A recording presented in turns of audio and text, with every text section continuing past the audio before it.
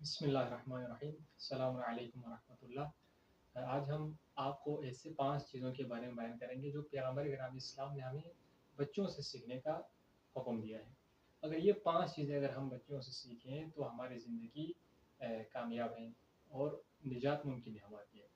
तो सबसे पहली चीज़ ये है कि आप सल्लल्लाहु अलैहि वसल्लम फरमाते हैं कि माफ़ करना आप बच्चों से सीखें। देखें, बच्चे जब एक दूसरे से वो लड़ते हैं खेल कूद के दौरान, तो पहले हिस्से में एक लहजे उनके दरमियान लड़ाई है, तो अगले मुद्दत या अगली उसके फ़ौरन बाद उनके दरमियान सुलह हो जाती है।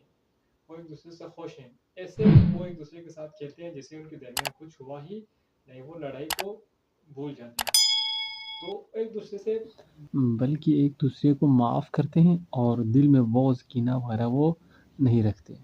दिल से एक दूसरे को माफ़ करते हैं। तो माफ़ करना आप बच्चों से सीखें। दूसरी चीज़ आप सल्लल्लाहु अलैहि वसल्लम फरमाते हैं कि रो कर मांगना आप बच्चों से सीखें। देखिए, बच्चों को अगर कोई चीज़ पसंद आए या उनको कोई चीज़ खाने का दिल करे, तो वो अपने वालिदैन से, माँ से, बाप से उस वक़्त तक वो ज़िद करता है, रोता है उनके सामने, जब तक उनके लिए वो चीज़ मुयस्सर ना हो। अपनी मतलूबा चीज़ मिलने तक वो वालिदैन के सामने गिड़गिड़ाते हैं, रोते हैं। इसी तरह इंसान को भी चाहिए कि वो अगर अपने अल्लाह से इस कदर माँगे, रोएँ उसके सामने, जब तक उसको अपना मतलूबा चीज़ हासिल ना हो। तो मायूस होकर, नाउम्मीद होकर जो है ना, कुछ लहज़ा दुआ करने के बाद रुक जाना, या अल्लाह की ज़ात से जो है ना नाउम्मीद होना, ये इंसान के लिए दुरुस्त या मुनासिब नहीं है। तो जब तक अल्लाह की ज़ात से वो चीज़ आपके लिए न मिले, हिदायत की शक्ल में हो या किसी दुनियावी व उखरवी हसनात या किसी भी शक्ल में हो, उसको मांगे अल्लाह से उस वक़्त तक, रोएँ अल्लाह के सामने, जब तक आपके लिए वो चीज़ हासिल न हो। तीसरी चीज़ ये है कि अ, ज़मीन पर बैठना आप बच्चों से सीखें। देखिए, बच्चे अगर वालिदैन उसके लिए ईद के दिन नए सूट उनसे उनको पहनवाएँ, अच्छे-अच्छे कपड़े उनके लिए दिलाएँ, उनके अच्छे कपड़े वो पहने हुए हों, लेकिन जब वो घर से बाहर निकलते हैं तो वो ज़मीन पर बैठते हैं। जिस बच्चे के साथ वो खेलते हैं, उनके साथ खेलने में, ज़मीन पर बैठने में, उनकी ज़हन उस तरफ भी नहीं जाता कि मेरे लिबास साफ़ हैं या ये कीमती लिबास है, मुझे ज़मीन पर नहीं बैठना चाहिए। उनका ये सोच भी नहीं होता। जहाँ भी उनके लिए खेलना हो, जहाँ भी उनका दिल करे, वो बैठ जाते हैं। इसी तरह इंसान को भी चाहिए कि किसी गरीब के सामने बैठते हुए, अगर वो मालदार और साहिब हैसियत हो, तो गरीब के सामने बैठते हुए आर महसूस न करें। अना और तकब्बुर को इंसान छोड़ दें, बल्कि ज़मीन पर बैठने की, मतलब गरीब लोगों के साथ भी बैठने की इंसान अपने अंदर आदत डालें। हर इंसान बराबर है। फ़कत और फ़कत इंसान की अहमियत और उसकी मकाम मंजिलत उसके तकवा से ज़ाहिर होता है। तो माल दौलत ये चीज़ें इंसान को अहम नहीं बनाता, इंसान को बड़ा नहीं बनाता। अगर आपके पास माल है, दौलत है, आपके पास बंगले हैं, गाड़ी हैं, तो ये गाड़ी कीमती है, बंगला कीमती है, ये जो आपके पास पैसे हैं तो पैसे कीमती है, आप इंसान कीमती नहीं। इंसान की कीमत उस वक़्त इंसान कीमती होगी जब इंसान के अंदर तकवा हो, इंसान के अंदर इंसानियत हो। इंसानियत इंसान की कीमत को बढ़ा देता है। चौथी चीज़ ये है कि आप सल्लल्लाहु अलैहि वसल्लम फरमाते हैं कि मिट्टी का घर बनाकर तोड़ना आप बच्चों से सीखें। देखें, बच्चे खेलते हैं एक दूसरे के साथ, तो वो मिट्टी के घर बनाते हैं अपने लिए, मुख्तलिफ़ किस्म की चीज़ें वो वहाँ पर बना लेते हैं। लेकिन जब उनको घर की तरफ से बुलाएँ, अम्मी ने उनको बुलाएँ घर में, या वालिद उसको बुलाएँ, तो वो ये नहीं कहता कि मैं घर नहीं आऊँगा, मैंने यहाँ पर अपना घर बनाया है मिट्टी का, मैंने यहाँ पर घर बनाया, नहीं कहता।